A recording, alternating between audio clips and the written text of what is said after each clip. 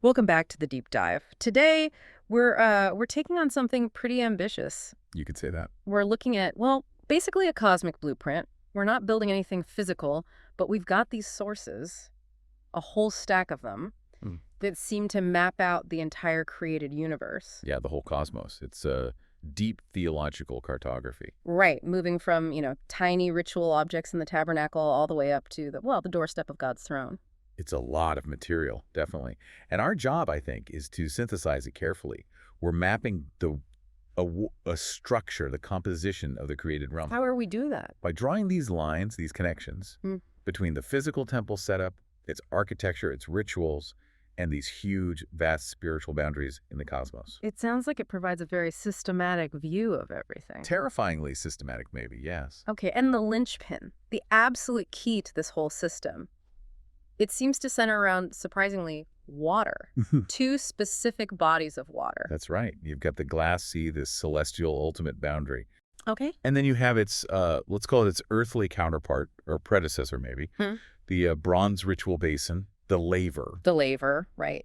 And these two things, the sea and the laver, they aren't just details. They are the absolute center point in these sources, the dividing line. A dividing line? How so? Well, they function as a boundary, definitely, but also as a mirror, forcing a kind of self-confrontation. And ultimately, they represent this test, a test of purity that decides basically whether you go up towards the throne or, well, down into judgment. So we're essentially charting the map of existence itself based on these 2 points. That's the goal. Yeah. Okay, let's dive in. We need to unpack this map. And you said the glass sea is the place to start because it's a boundary in multiple ways. Exactly. It's the central divider. The sources are remarkably clear about its function as a double boundary. It works on 2 levels simultaneously. What are those levels? Okay, first, think physically. Think about the tabernacle layout on Earth. The laver, which, remember, symbolizes the glass sea, Right. it sits right between the actual temple building, the holy place, the A, and the actual bronze altar, the A. Okay, so physically, it's separating the place of sacrifice. Yeah, the constant bloody work of To atonement. the place of purified service inside the tent. Precisely. It literally stands between them. You have to stop there. So on Earth, it's positioned right in the middle. Death and blood on one side, the altar. Life and divine presence on the other, the holy place. And the laver is the mandatory stop in between. Yes, exactly. It forces that moment, that step of purification, before you can cross into the holier space. Okay, that makes sense on the ground. But you said it scales up. It scales up infinitely. The sources say the glass sea itself, the cosmic version, is the actual dividing line between angel heaven The highest realm. and Hades, the lowest realm of opposition. Wow. So it's not just a pretty sea in heaven, it's the hard border between, well, heaven and Hades. The absolute hard separation between divine service up top and ultimate spiritual confinement down below. That placement, separating angel heaven from Hades, that really elevates the glass sea. It's not just a detail in Revelation anymore. It's like the main cosmological fence. It really is. And this whole idea of water boundaries, it seems to tie directly back to the creation story, right? Genesis. Yeah, exactly. The sources anchor this whole vision right into Genesis. They identify the glass sea as being functionally the same thing as the waters above the firmament. Evans? From Genesis 1.7, God separating the waters above from the waters below. That's the one. So by saying the glass sea is those upper waters, the sources are arguing this isn't some new feature. It's the original division God set up to structure the entire cosmos from the very start. Okay, so if the glass sea is those original, fixed, pure upper waters, then the bronze laver down on Earth is like a portable human-scale symbol of that absolute cosmic boundary. Exactly. It brings that huge cosmic reality of needing purification down to a practical daily requirement for the priest ministering there. It's an operable parallel. That's a good way to put it. The laver holds water you use to wash. The glass sea is the primordial water boundary that is itself inherently pure. It's constantly sending the message. This ultimate barrier demands purity, and here on Earth is how you practice for it. Okay, let's map out this whole structure then. The source material presents this cosmic sandwich, you called it, and we need to break down the hierarchy. From the very top, above this glass sea boundary, down to the absolute bottom. Hashtag A, the highest realms, above the boundary. Right, starting at the absolute peak, above the glass sea. This is where we find the highest levels of, well, God's presence, stability, holiness. It's a destination, really. And the very top has to be angel heaven itself, right? Where the tabernacle pattern comes from. Yes. And at the very heart of angel heaven is the throne. Okay. And the source makes a direct link here. It correlates this ultimate celestial seat where Hebrews says Jesus sits at God's right hand. Hebrews 12.2, yeah. It correlates that throne directly with the Holy of Holies in the earthly temple. So the highest point in the universe is structurally identical to the most sacred, off-limits space on Earth. That's the idea. The tabernacle isn't just inspired by heaven. It's a scale model built to reflect that highest reality. That makes the whole tabernacle structure more than just a place to worship. It's like a living diagram of the cosmos. Exactly. Cosmic diagramming. Okay, so just below the throne itself, but still definitely above the glass sea. What's there? We move into areas defined by, well, height, but also, interestingly, by attempted rebellion or usurpation. Oh. We encounter the highest clouds. Clouds? Like literal clouds? Well, the source points to Isaiah 14, specifically verse 13, referencing the ambition of the king of Babylon, often seen as a type of Lucifer. Right. I will ascend. I will ascend above the heights of the clouds. I will make myself like the Most High. So these are just water vapor. Wait, hold on. That means the highest clouds aren't just scenery. They represent the ultimate limit of possible ascent, the space just under the throne that rebellious powers aspire to reach but can't. It's a marker of absolute height. Precisely. They're the symbolic ceiling, just below the throne room itself. Okay. And below those clouds, still above the sea. You have the transition area. The veil. Yeah. This is what separates the Holy of Holies, representing the throne, from the holy place. And the holy place is where priests did the daily work.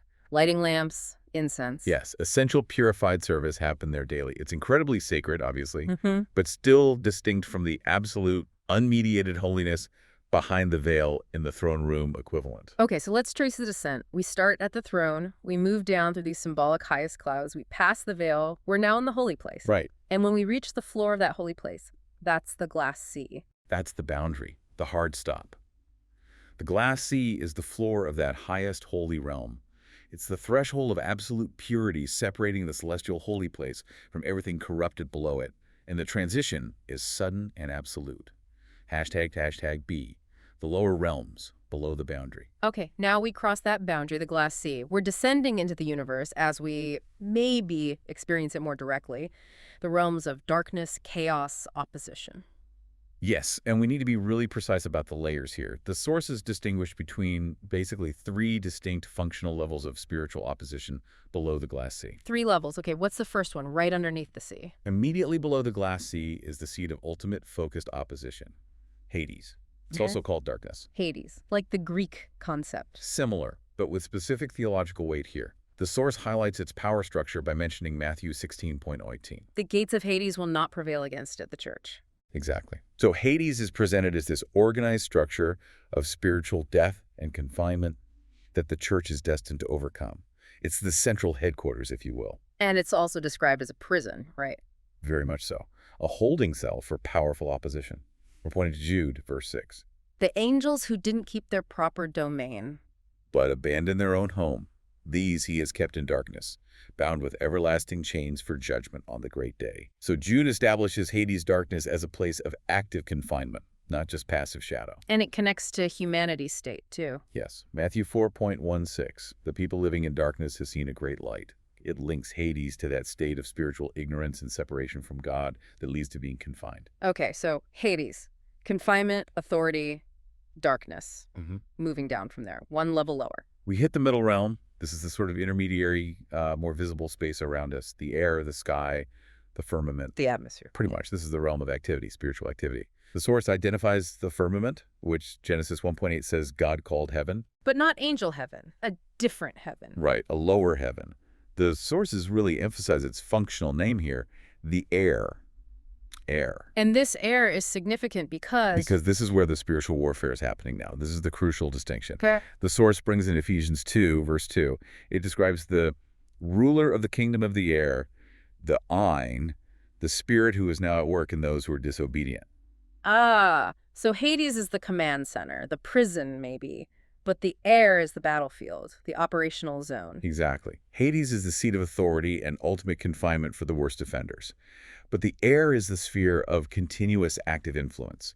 It's the spiritual climate around us where these forces try to deceive and corrupt people day to day. It's the hostile atmosphere we navigate. That makes a lot of sense. Forces chained in Hades, but their power projected or operating in the air. Okay, finally we get down to the ground level, the lowest realm. The physical temple court, the earth, the sea. Yes, the most physical, most immediate level. You have the bronze altar and the court of the tabernacle. The public area. Right. Accessible to the people. It's the place for necessary sacrifice, yes. But the sources also point out it's where holiness is often treated casually, where people just tread my courts, as Isaiah 1.12 says, maybe without real reverence, just going through the motions. It's the outermost edge of the sacred structure. And within that court area, symbolically, lies the earth itself. And the source says the earth isn't simple either. It has multiple states. Exactly. The earth is the stage for the human drama. And it's defined by both its potential and its corruption. Okay, the potential first. The ideal state. Eden, or symbolized by the church, or the good ground, the parable of the sower. Where the seed bears much fruit. Right. Luke 8.15 talks about the seed sown on good soil, representing those who hear the word, retain it, and, by persevering, produce a crop.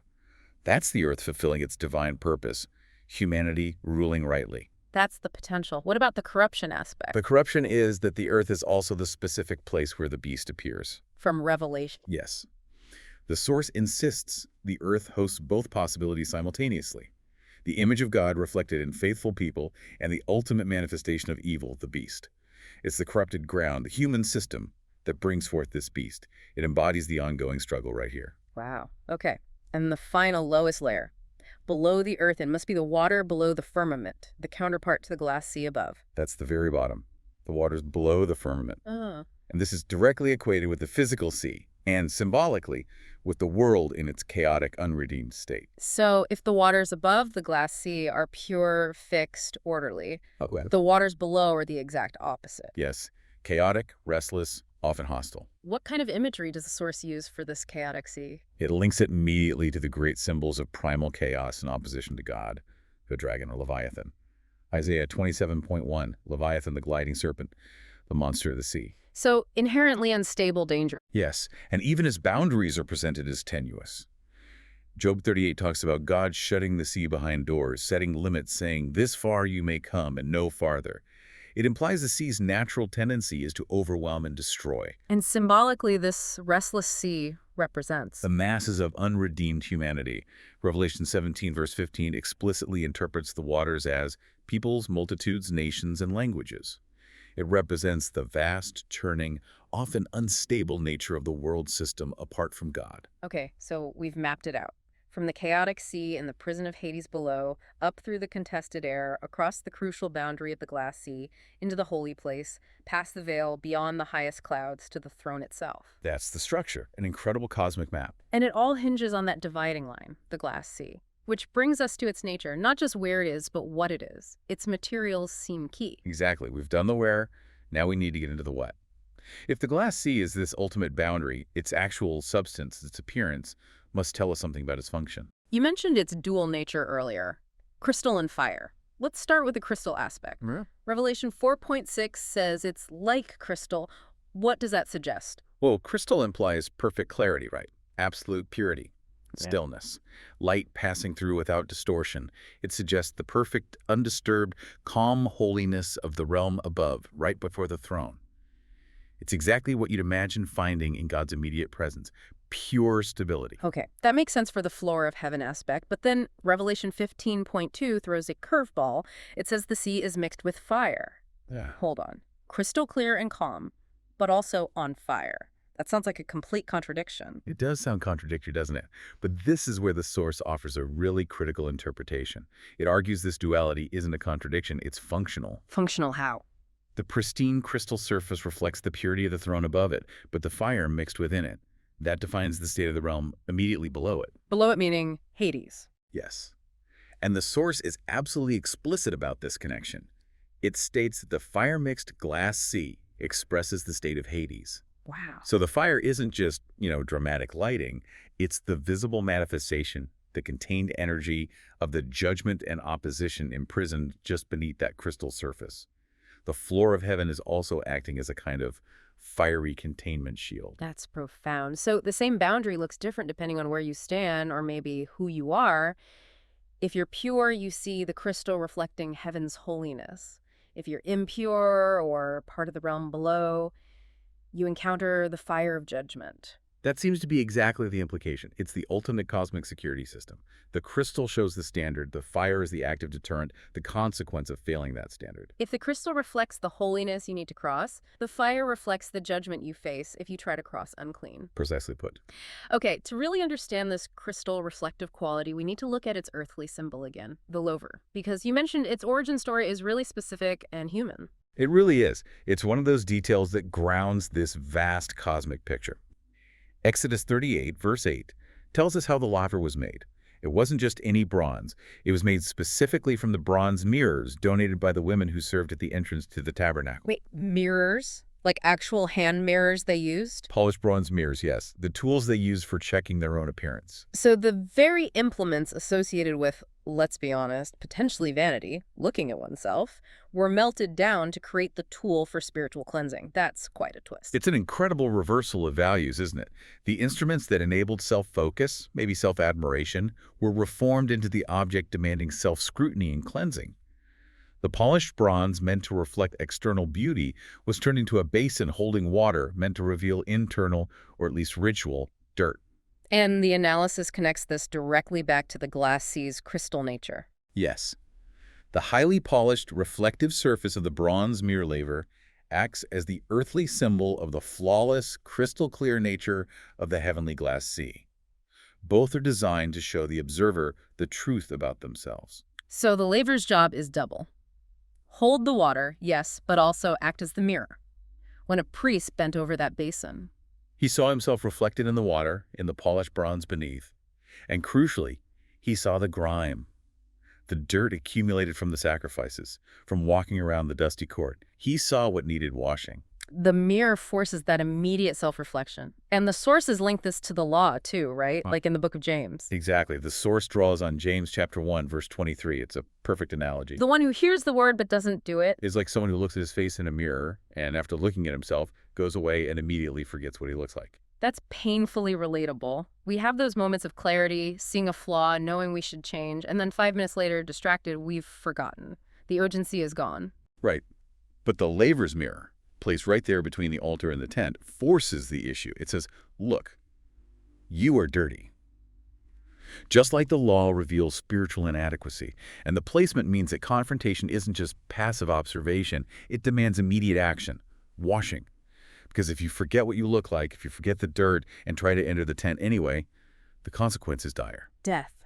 Which brings us back to the fire in the glass sea. Okay, if the mirror shows the dirt and the fire consumes the impurity, and the glass sea is both the floor of heaven and the ceiling of Hades holding that fire down, what does it mean if someone stands on that sea, like in Revelation 15?